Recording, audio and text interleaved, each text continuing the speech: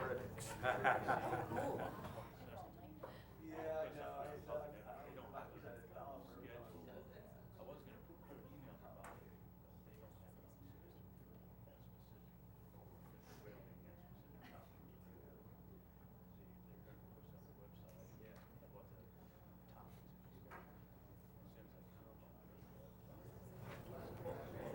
I knew they had social life. We were for their Roberta special.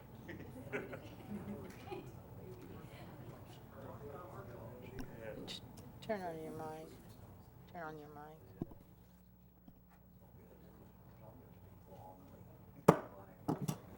The city council meeting for the city of Vandalia, January 5th, 2015, is now called to order.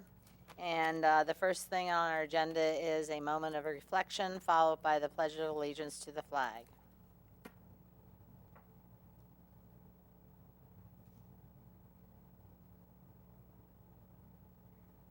Would you please stand for the pledge? I pledge allegiance to the flag of the United States of America and to the republic for which it stands, one nation, under God, indivisible, with liberty and justice for all.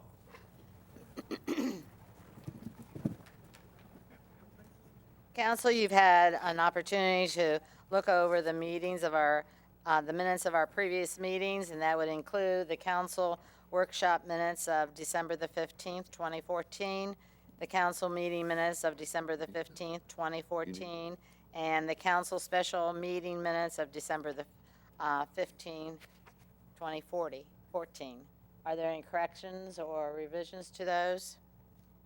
Seeing none, we have no communication petitions or awards this evening, nor do we have any public hearings, and that brings us to our part in the agenda where we have comments from interested citizens. So if there's anyone in the audience who would like to make a comment to us, would you please come to the podium, state your name and address for our records, and give us your statement.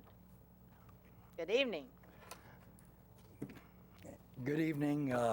Happy New Year and good evening, Madam Mayor, Council, and Mr. Cruzy. I'm Jack Froschauer. Usually my voice sounds a lot better than this, but we'll muddle through. I live at 11600 Castle Road, Vandalia, and I'm here to speak in opposition to the Montgomery County Transportation Improvement District Multimodal Rail Extension. That is a mouthful, friends. In mid-November, residents in Castle, Old Springfield area were ambushed by a development idea in our area of the city. The curious timing of the release of this plan, just in advance of the holidays, has left folks in that area anxiously twisting in the wind without answers or real information throughout the entire Thanksgiving, Christmas, and New Year period. But during that ordinarily festive period, I've had plenty of time to ponder the consequences of the development. Not only how it directly affects our northeast corner of the city, moreover, how a plan of this scope might impact Vandalia proper. Frankly, I'm disappointed and insulted that you, our council members, representatives, and stewards of the city, were not closely consulted, engaged, and involved in a proposal of this magnitude. Instead, this plan is being spearheaded by the director of the TID, a person who doesn't live in our area and is deficient in understanding the flavor of Vandalia and totally unfamiliar with the small town feel of our community. But I do understand what our city is, and you do too. And the massive municipal engineering, as proposed is potentially detrimental to maintaining our city as we know it and like it. As I peer through a prism of future vision, I can easily imagine Vandalia as a city of mammoth warehouses, huge distribution centers, swallowing up our comfortable, well-kept residential areas and transforming the city into an area that more closely resembles Gary, Indiana, or Detroit. It's no secret that the city of Union is annexing, then savaging the Butler Township farmland near the airport. Already, a 1,000,000-square-foot warehouse rises up, with more likely to come. That is beyond our control. Yet we'll eventually deliver a shabby, uninviting western gateway to Vandalia. Our eastern and northern boundaries, however, are located within our control. That eastern area, listed as Site 4 of the current Comprehensive Land Use Plan, includes recommendations to preserve the parkway feel, preserve view corridors, create a buffer between residential and industrial areas, with design precedents toward the rural character and preservation of natural areas. The TID multimodal idea absolutely ignores this plan through a development concept that is excessively intrusive. I'm not against development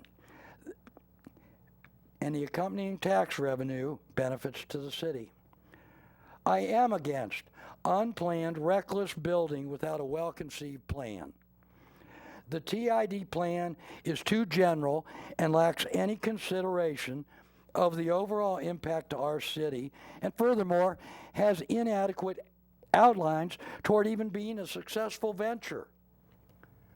The allure of suddenly enjoying not a stream, but a river of revenue into the city budget, especially after the last meeting, is easily intoxicating. But at what cost?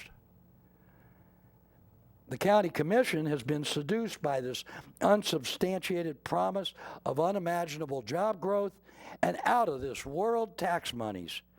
We can't step into that same trap. A trap that's been set by the TID without a moment's thought toward the consequences to residents' properties, the culture of our city, nor the eventual diminishment of quality of life in Vandalia, not just to the homeowners on Castle and Old Springfield, but to the overall community. Our property care regulations are enforced to keep the city looking appealing and to maintain civic pride. We even provide for artistic enhancements to complement the presentation of Vandalia. Why in the world would we risk those efforts and ideals by allowing an outsider to intrude and direct the makeup of the city? All the aesthetics and attention to the look of our city will be far too little to offset this potential metamorphosis without our involvement toward influencing the plan and controlling implementation as proposed. In business, parenting, and in a variety of civic, fraternal, and church positions, it's always been my practice, subsequent to identifying a problem, to then offer some sort of recommendations. So what might I recommend? I recommend that council instruct planning and zoning to review the referenced comprehensive land use plan for Site 4 and provide for the buffer areas that are specified in that document to preserve the residential areas of Castle and Old Springfield roads by rezoning or whatever means is required. I further recommend a thorough reevaluation of the Northwoods industrial area to clearly establish the boundaries of that quadrant and to more thoroughly identify what sort of business activity is consistent with protecting the interest of Vandalia to thwart the overreach of the county. We need a creative plan to secure the right kind of businesses that match our vision and point to the future. Not a glut of uninspired, out-of-date industrial buildings. Currently, the Northwood tract is populated by well-manicured, landscaped, modern-looking business. It really is. The simple fact of the matter is that rail service into that area is likely not even necessary for the sorts of businesses that complement those existing concerns. Actually, the train will not only deliver freight, more likely, the reintroduction of the railroad will instead bring nuisance that none of us can even presently imagine. Lastly, I suggest that Council direct Mr. Cruzy to dialogue with the Director of TID, Steve Stanley, to demand all specifics of this multimodal extension and the eventual intent of their plan. This has gone on now for close to 2 months, and it is high time that citizens and council are privy to greater detail that might allow for thoughtful and informed decision-making and involvement. Thank you for the favor of your attention, and I'll close the same way I began, with best wishes to all of you for a healthy, prosperous new year. Thank you very much. Is there anyone else who would like to make comment?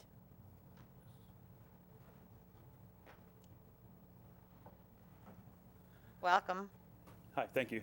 My name's Tom Ziegler. I live at 2420 Old Springfield Road in Butler Township.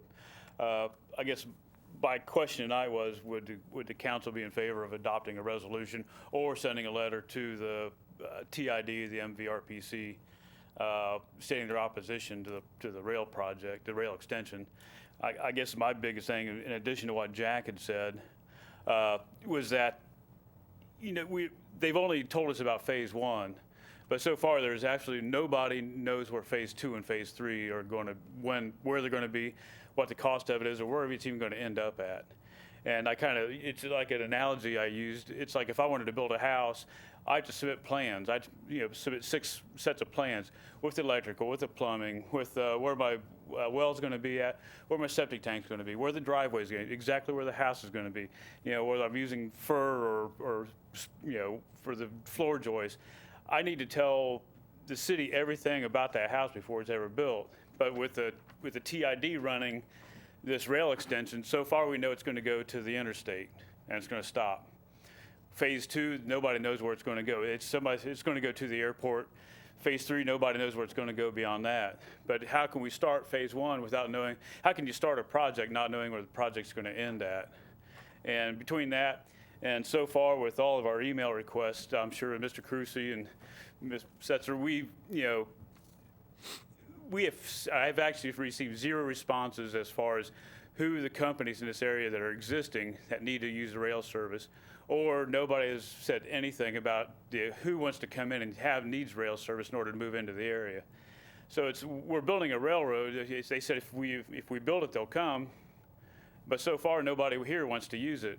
That SB Specialty Metals, they have no interest in it. The P&G building, they don't need it. They built their whole warehouse strictly for trucks. There's no rail docks for loading rail cars in the back of it. It's all loading docks for trucks.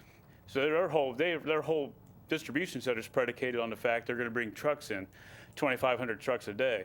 There's no evidence there that they need rail service in order to make a profitable company.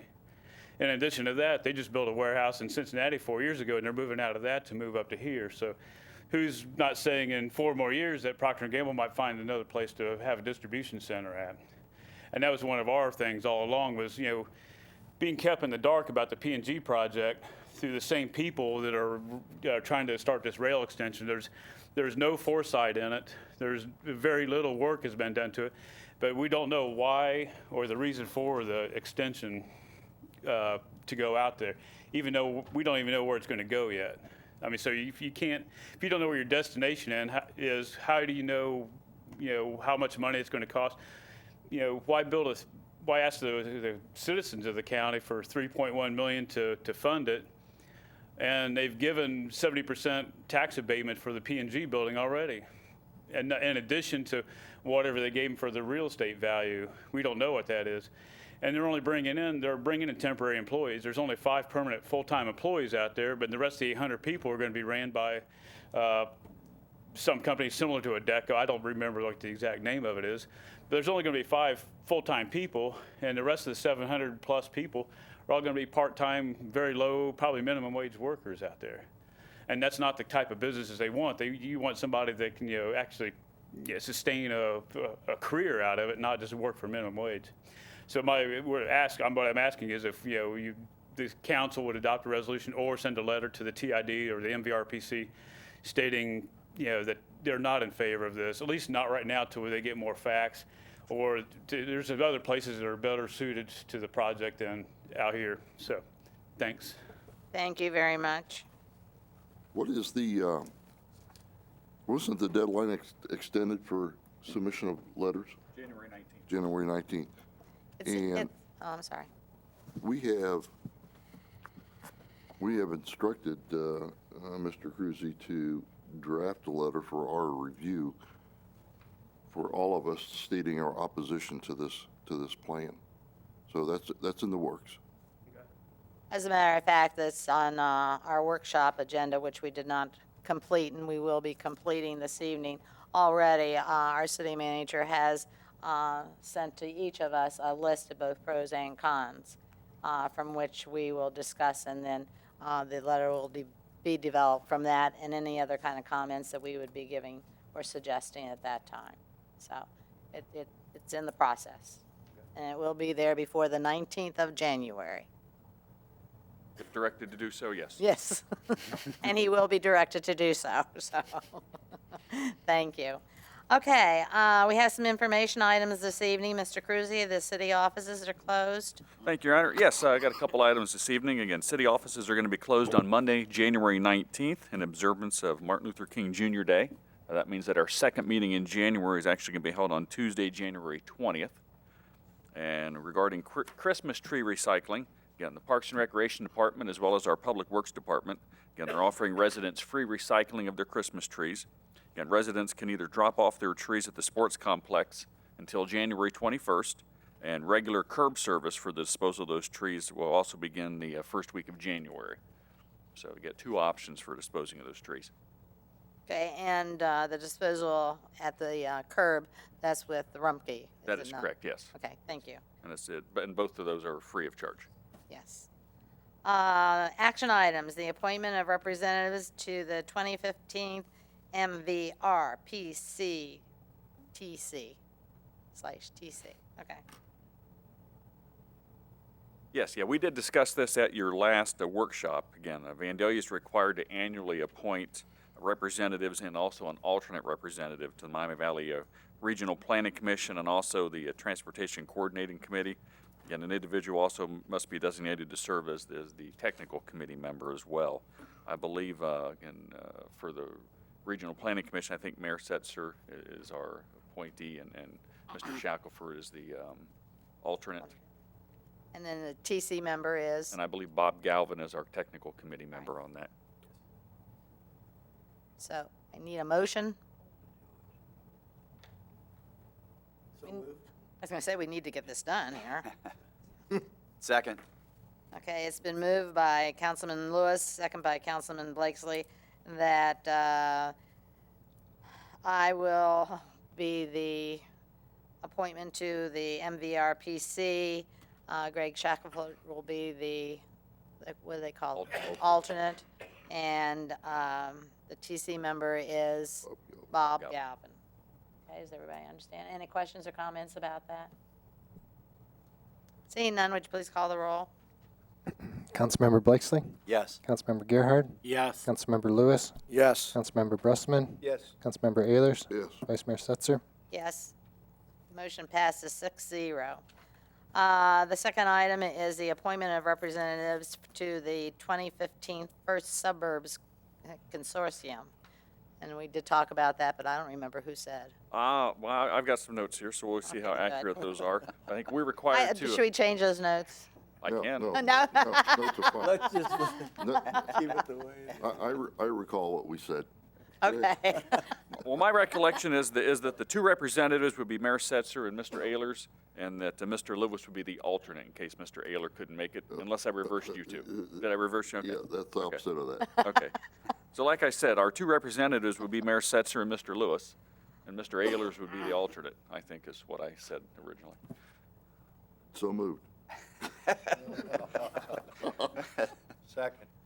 Okay, we have a motion from Councilman Ayler, second by Councilman Bressman, that I and Councilman Lewis would be the representatives to the first suburbs consortium, and Councilman Ayler's would be the alternate. Okay, any comments about that? Everybody wants to vote. Councilmember Gerhard? Yes. Councilmember Lewis? Yes. Are you sure? Reluctant. Councilmember Brusman? Yes. Councilmember Ayers? Absolutely. Councilmember Blakesley? Yes. Mayor Stetzer? Yes, and the motion passes 6-0. We have no old business, and that brings us to our resolutions for this evening, beginning with 15-R-01 by title only. Mr. McDonald? Resolution 15R01, a resolution waiving the formal bidding process and approving a contract for construction plans with Choice One Engineering for the northbound Interstate Route 75 and Northwoods Boulevard signalization. Thank you, Mr. Cruzy. Thank you, Your Honor. Yeah, again, this resolution would authorize a contract with Choice One Engineering at a cost of $18,960 for the engineering and design of the traffic signal at the northbound ramps of I-75 and Northwoods Boulevard. The cost of this project, which also includes engineering and design, is estimated at $180,000. The local match for this project is 25%, or about $45,000, and ODOT will be picking up 75% of the total project cost, or about $135,000. Thank you. Do I have a motion? Make a motion that we approve Resolution 15R01. Second.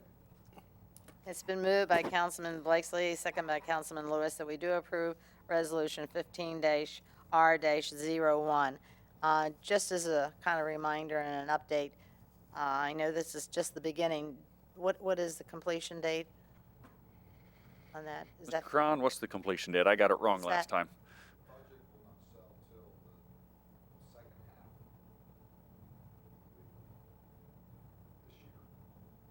Okay, so it's going to. Summer is when the project will be advertised and bid by ODOT.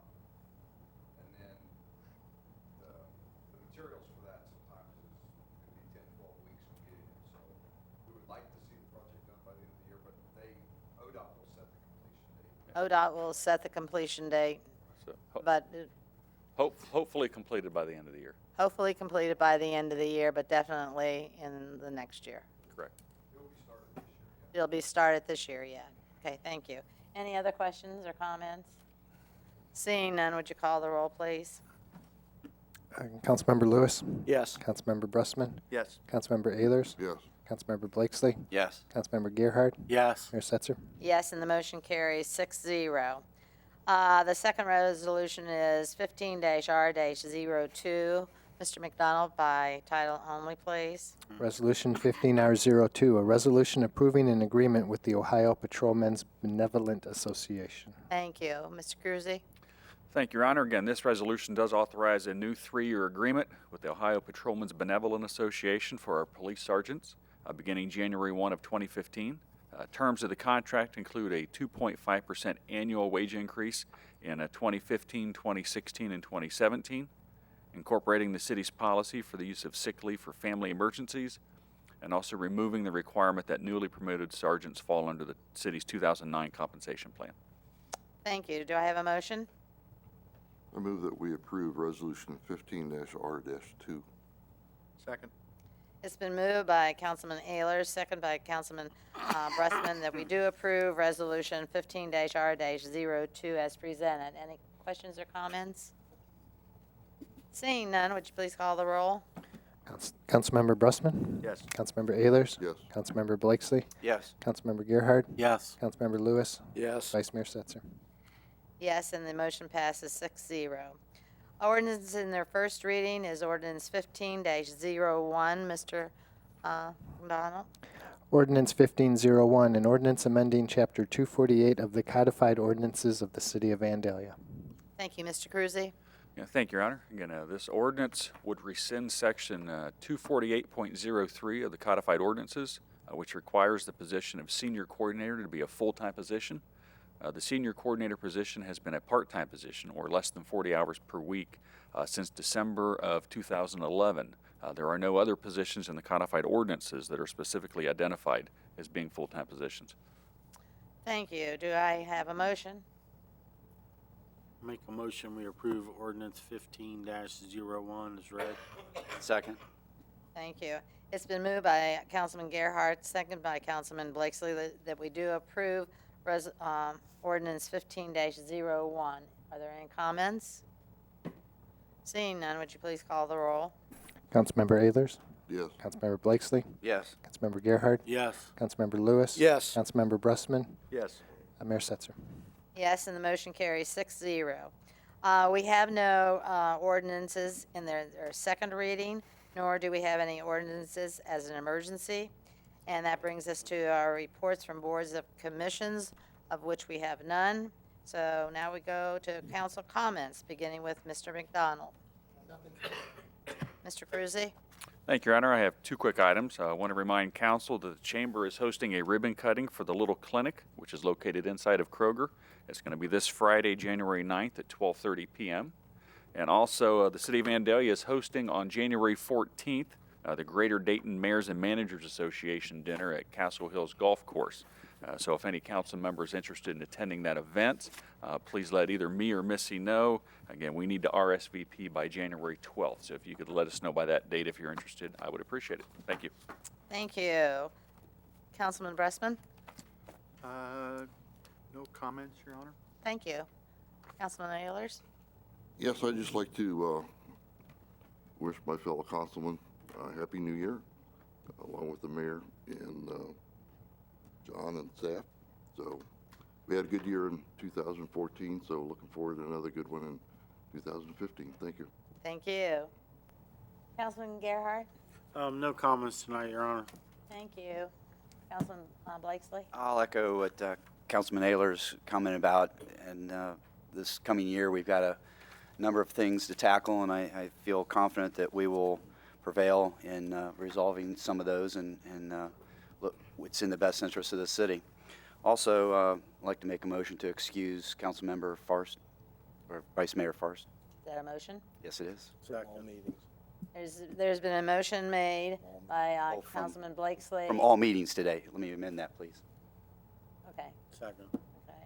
There's been a motion by Councilman Blakesley, second by Councilman Gerhart, that we excuse Vice Mayor Farst from all of the meetings today. All in favor? Aye. Opposed? Thank you. Hmm? Councilman Lewis? None other than, if I get it right, Mr. Forshower, thank you for your comments tonight. Thought they were articulate and you expressed them very well, and very much appreciate it. Other than that, Your Honor, I have none. Okay, fine, thank you. And I don't have any. We are going to go back and to our workshop, and then we'll adjourn from that into our executive session, so.